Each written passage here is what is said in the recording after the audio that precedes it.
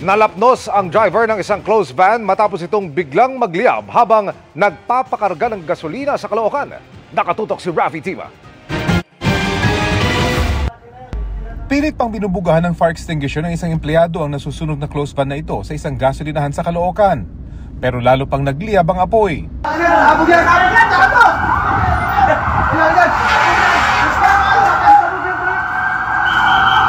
Sa isa pang anggulo, kita ang biglang pagliyab ng apoy. May ilang empleyado pang gusto magsalba ng gamit mula sa gasolinahan pero pinalayo na sila ng mga nanonood sa sunog. Agad namang dumating ang mga bumbero na gumamit na ng fire retardant foam para maapula ang apoy. Ayon sa Bureau of Fire Protection, itinawag sa kanilang sunog bandang alas 11 ng umaga. Nakontrol ang apoy bago mag-alas 12 ng tanghali at tuluyan itong napula 12:50 ng hapon. Ayon sa gasoline attendant ng istasyon, nagkakarga ng gasolina ang driver ng closed van sa mga plastic drum na nasa loob ng sasakyan nang bigla siyang makaramdam ng init. Paglingon ko dun sa likod ko, may apoy na pala, umaapoy na. Yung ano ko tapos, sumigaw yung isa kong kasama na may sunog. Naglabasan na rin noon ang iba pang empleyado ng gasolinahan, maging mga empleyado at customer ng katabing bangko. Dito na niya nakita ang driver ng closed van na empleyado rin ng gasolinahan na tumatakbo. Ano yung tsura niya? Wala, sunog, buhok. Basta sunog na siya, walang damit, walang ano dito. Basta yun, sunog na pati buhok. So, nakakasigaw ba siya? O? Hindi siya nagsasalita. Pero tumatakbo siya. Yun. Tapos kumuha pa siya ng ano, distinguisher ba yun? Tapos hindi niya rin kinaya kasi ang laki na talaga ng apoy. Sa video ito, kita ang driver ng closed van na inilagay sa isang stretcher para dalhin sa ambulansya. Itinakbo siya sa kalapit na ospital. Nagtamo siya ng first-degree burns at nasa ligtas ng kalagayan. Matapos ang sunog, kita ang pinsala sa gasolinahan. Bukod sa closed van, tupok din ang isang pump ng gasoline station. Sunog din ang bahagi ng bubong ng gasolinahan. Ang katabing bangko, basag ang salaming harapan, kabilang na ang pintuan.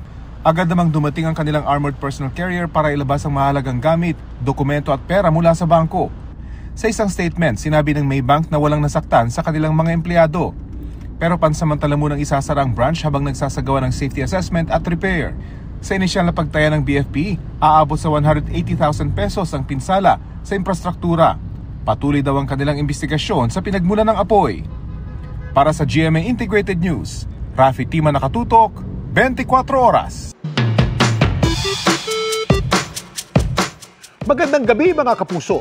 Ako po ang inyong Kuya Kim na magbibigay sa inyo ng trivia sa likod ng mga trending na balita.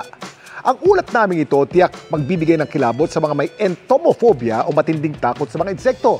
Sa isang liblib na rainforest kasi sa Australia, nadiskubre kamakailan ang tinuturing ang pinakamabigat na insekto sa buong kontinento. Anong insekto ito? Ang katawan ng insektong ito mahaba at manipis.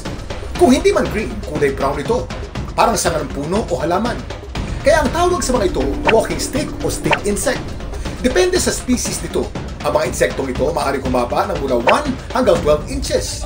Pero ang stick insect na to, na nadiskubre kamakailan sa isang liblib na rainforest sa Australia, abay, napakalaki. Halos 16 inches ang haba. Ang bigat naman ito, 44 grams. Kaya ito ang tinuturing ngayong pinakamabigat na insekto sa Australia. To find Australia, potentially Australia's biggest insect, heaviest insect, is just a really neat experience. And to be involved in describing it scientifically, it's just, yes, it's great for the Atherton Tablelands, but just personally, for myself, it's great to be involved in it. Ayon sa mga eksperto, ang laki nito maaaring isang evolutionary response sa malamig at basa nitong habitat.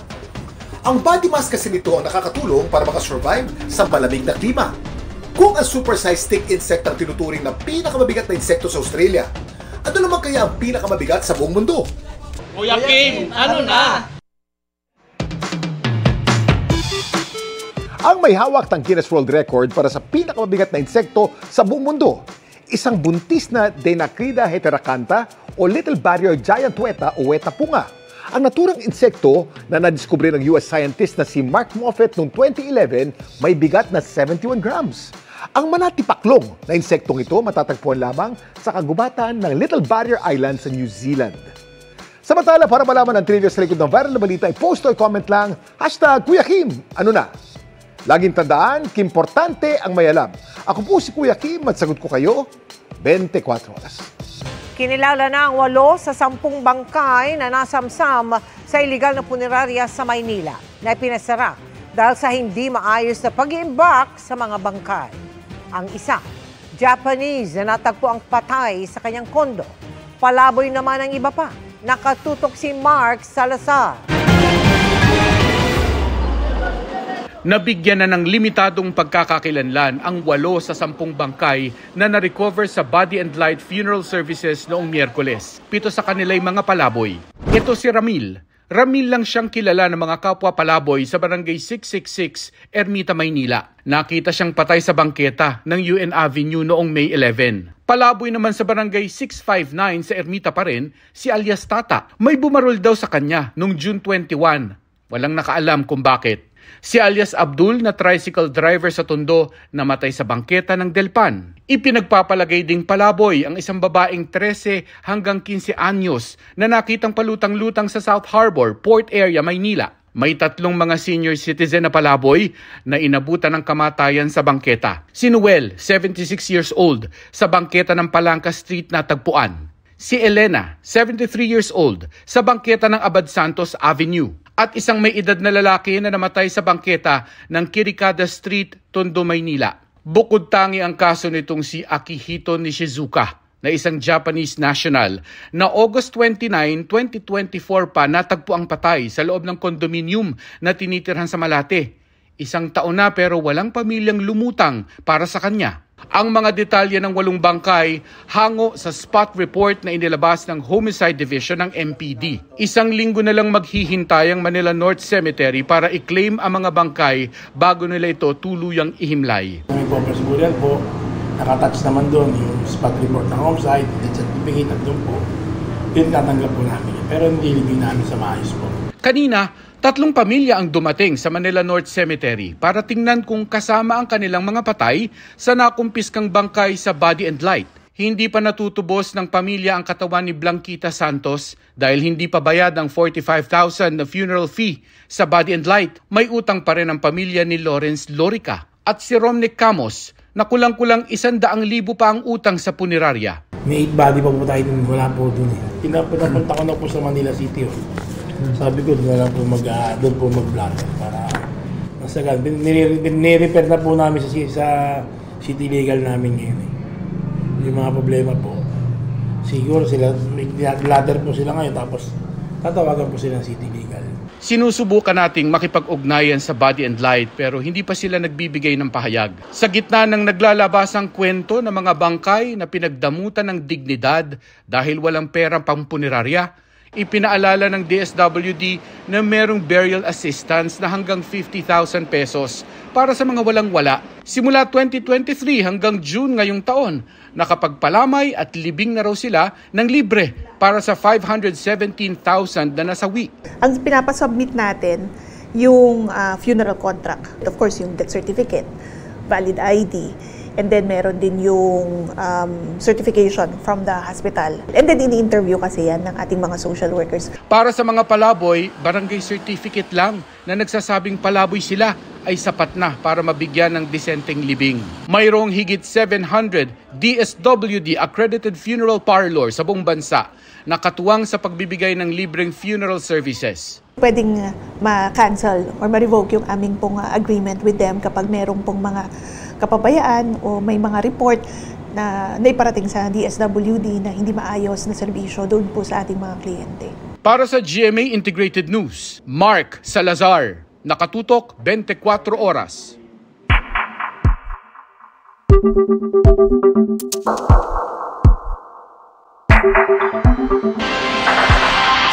Wala nang magaganap na impeachment trial kay Vice President Sara Duterte maliban kung katigan ng Korte Suprema ang apela ng Kamara. Ayon kay Senate President Pro Tempore Jinggoy Estrada, paglalakad pa niya, halos lahat ng senador ay gustong sumunod sa desisyon ng Korte Suprema na nagsabing unconstitutional ang Articles of Impeachment. Nakatutok si Darlene Kai. Sabihin natin, to abide by the ruling. To abide by the rule. Mga 19 to 20. Yeah, except yata si Senator Alan. Ganyan na karami ayon kay Senate President Pro Tempore Jinggoy Estrada ang mga senador na gustong sumunod sa desisyon ng Korte Suprema na nagsabing unconstitutional ang articles of impeachment laban kay Vice President Sara Duterte. Bagaman hindi raw nagbotohan, nababasa naman anya ang posisyon ng mga senador nang pag-usapan nilang issue sa caucus nitong Martes. Una sa body language nila, pangalawa sa salita nila. Malatama naman kung sino. At kahit nagkasundo ang mga senador na magdebate at aksyonan sa August 6 kung tuloy o hindi ang impeachment, malabo na raw magbago pa ang posisyon niyang sumunod sa Korte Suprema para hindi raw magkaroon ng constitutional crisis. Liwaliwanag na sinabi ng Korte Suprema, wala na kaming jurisdiction. Infirm yung final ng House. Kaya para kay Estrada, wala nang magaganap na impeachment trial maliban kung katigan ng Korte Suprema ang apela ng Kamara na susundin din daw ng Senado. August 9 ang deadline para sa apela. Sabi ni Senate Minority Leader Tito Soto, marahil opinyon ni Estrada ang binanggit niyang 19 na senador dahil karamihan daw ay hindi pa naririnig ang mga kwestiyon sa desisyon ng Korte Suprema. Maging sa mayorya, may mga naghihintay pa. Sabi ni Majority Leader Joel Villanueva, hindi niya kayang pangunahan ang mga kapwa senador at kabilang siya sa mga humingi ng oras para pag-aralan ng Supreme Court desisyon. Sabi rin ni Majority Senator Kiko Pangilinan, baka dapat hintayin ang apela ng Kamara at desisyon ng Korte kung gusto ng Senado na sumunod sa mataas na hukuman. Dumagdag na rin ang mahigit 80 faculty member ng UP College of Law sa mga naglabas ng pahayag. Ang Kongreso raw ang binigyan ng konstitusyon ng kapangyarihang magtakda ng patakaran nito kaugnay ng proseso ng impeachment.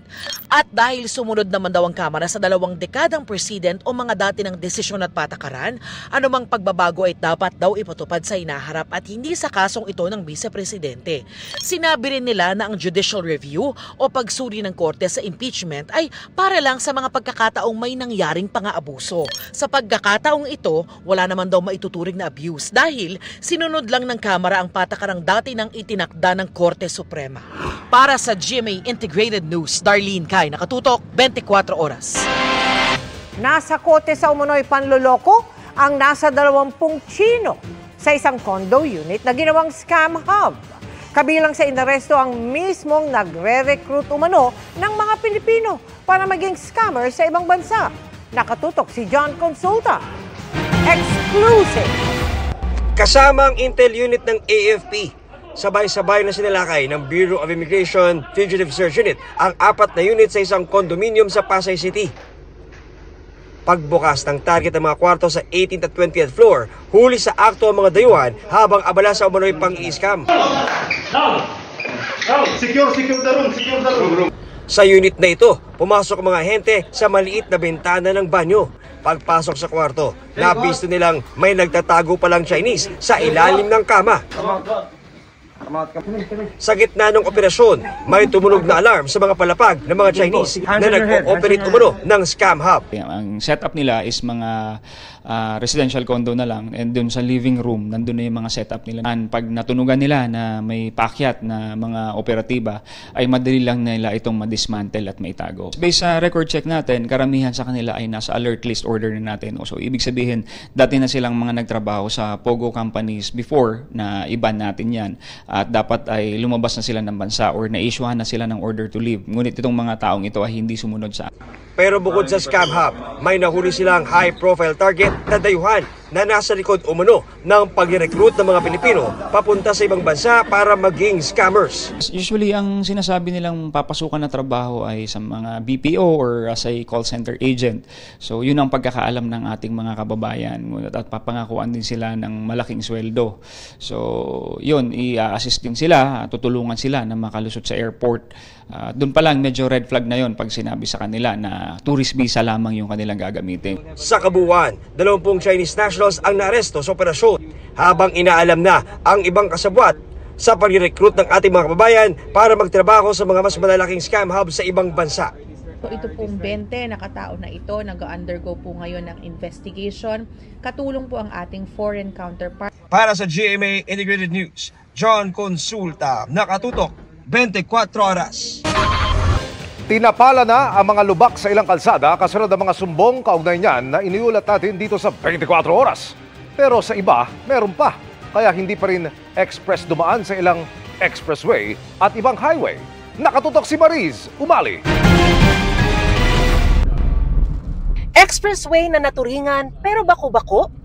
Kaya ang mga sasakyang bumabagtas dito sa South Luzon Expressway, imbis na saktong tulin at tuloy-tuloy lang sana ang maging takbo, eto't pilit na iniiwasan ang lubak-lubak na bahagi ng kalsada.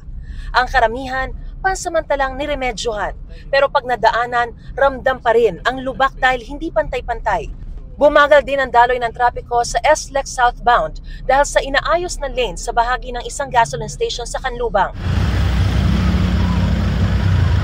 Lubak-lubak na kalsada rin ang sanhi ng pagkaperwisyo ng mga motoristang bumabagtas sa kahabaan ng DRT Highway sa bahagi ng Barangay Tangos, Baliwag City sa Bulacan.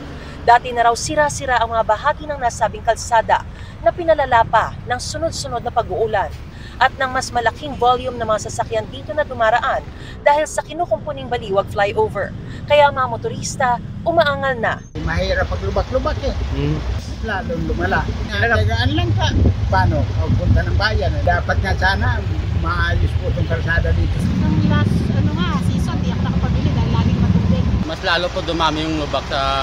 Siyempre, madaling po dumadaan malalaking sakyan. Tapos yung baha pa, ano? Mas dagdag po ba yung baha? Sa Metro Manila may mga kalsada ring lubak-lubak. Pero nang balikan namin ang ilan sa mga ito ngayong araw, kapansin-pansing na remedyohan na.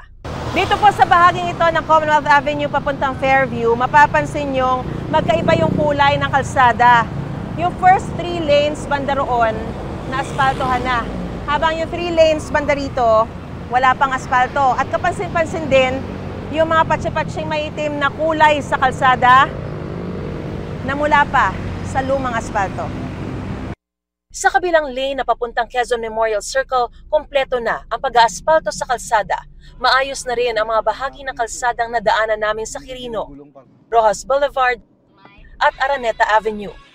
Nauna nang sinabi ni DPWH Secretary Manuel Bonoan na humihiling na sila ng pondo para sa pagpapagawa ng mga kalsada sa buong bansa. We are now in the process of requesting for the quick response fund na. I hope that within the week we should be able to get it and allocate some of the funds actually. Not only in Region 3 but in other areas, kahit dito sa Metro Manila and yung other regions actually na affected by the typhoons and the habagat. Para sa GMA Integrated News, Mariz Umali, Nakatutok, 24 Oras.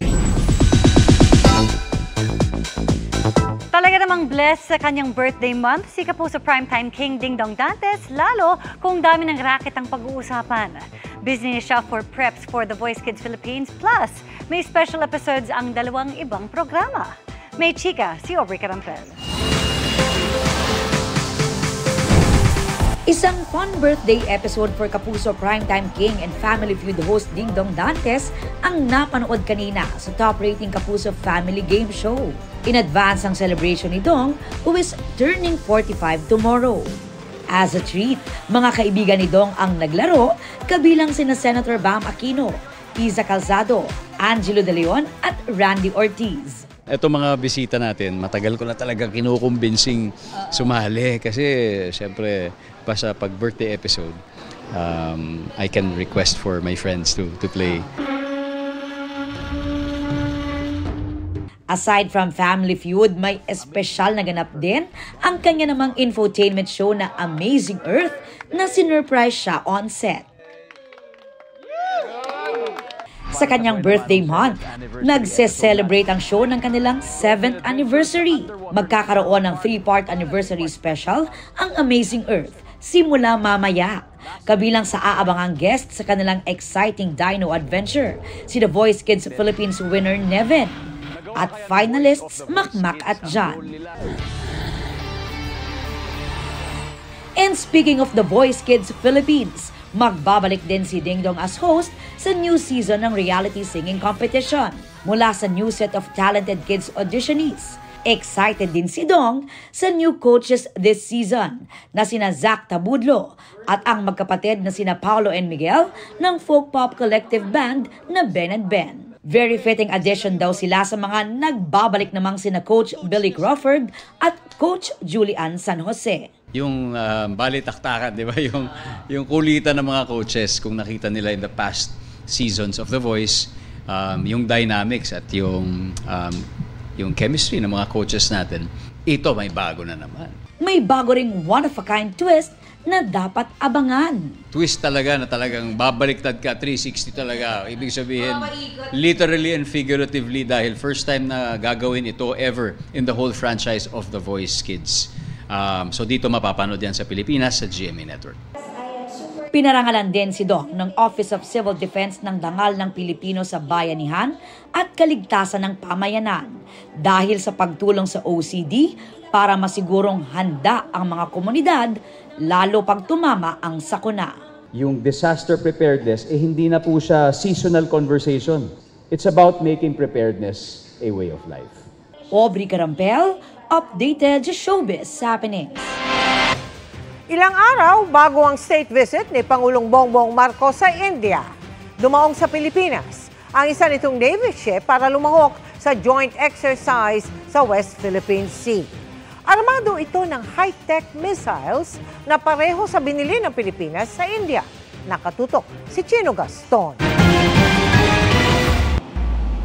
Tulad nito, ang mga BrahMos guided missiles na gawang India na pinakabagong sandata ng Armed Forces of the Philippines para depensahan ang bansa. Dito ko nasulyapan ang mga high-tech na armas sa Indian Navy ship na INS Delhi na nasa Pilipinas ngayon para lumahok sa military exercise sa West Philippine Sea. Ang mga ganito kasi ng Pilipinas na binili noong 2022 sa halagang $375 million nakadeploy na sa isang sekretong lokasyon sa North Luzon. May paparating pang 2 missile batteries na posibleng ilagay sa iba pang parte ng bansa. 4 months ago, nandun po ako sa India. Nakausap ko yung aking counterpart at sabi ko sa kanya, please join us in our maritime cooperative activities in the West Philippine Sea. And right away, pumayag siya. Next week, habang nandun po sa India ang ating Pangulo, ay magkakaroon tayo ng bilateral maritime cooperative activity with India. Tuloy ang pakikipagtulungan ng India sa Pilipinas. Katunayan, sa state visit ni Pangulong Marcos sa India sa August 4 hanggang 8 ay inaasang tatalakayin ang tungkol sa defense cooperation at mga problema sa seguridad sa rehiyon. We are expecting to have very productive and meaningful discussions. Certainly defense-related issues will be also part of the conversation. Possibly, agreement on having, staff-to-staff talks. This year, as we celebrate the 75th anniversary of our bilateral relations, we are elated and proud that we continue to take steps forward. Bukod sa mga BrahMos, pinag-aaralan din ng AFP ang pagbili ng iba pang missile at rocket systems, gaya ng High Mobility Rocket Artillery System at ang Typhoon medium-range missiles mula US. Patuloy ang pagsasanay ng mga taga-Philippine Army sa HIMARS at Typhoon systems para bihasa na sila oras na may budget na pangbili ng mga ganitong makabagong sandata. Para sa GMA Integrated News, Chino Gaston, nakatutok, 24 oras. Everything set for a night full of glamour and celebration para sa GMA Gala 2025 bukas. Pero bago yan, may humabol pang proposal kay PBB Big Winner Mika Salamanca mula sa kaduo niyang si Brent Manalo. Ang live update sa preparations for the spectacular event, ichichika sa atin ni Nelson Canlas. Nelson? Iyan, nandito tayo nga sa loob ng ballroom kung saan gaganapin ang pinakaabangan at most star-studded event of the year, ang GMA Gala 2025. And as you can see, the ballroom is being glammed up ngayon. And tonight, bibigyan natin ang ating mga kapuso ng isang glimpse kung ano-ano ang mga magaganap bukas.